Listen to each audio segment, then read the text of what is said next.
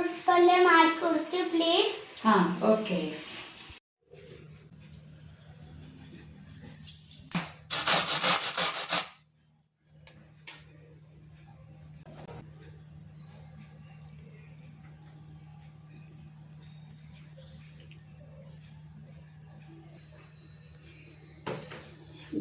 Beetroot, ಸಾಸಿವೆ, ಉದ್ದಿನಬೇಳೆ, ಕಡಲೆಬೇಳೆ, ಈರುಳ್ಳಿ, ಮೆಣಸಿನ್ಕಾಯಿ, ಕೊತ್ತಂಬರಿ.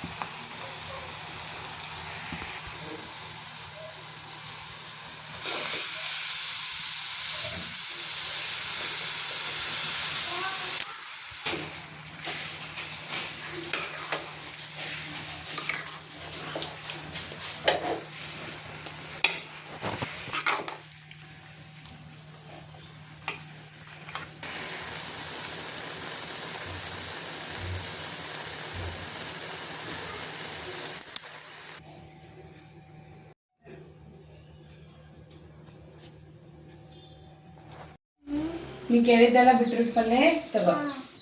Thank you mummy.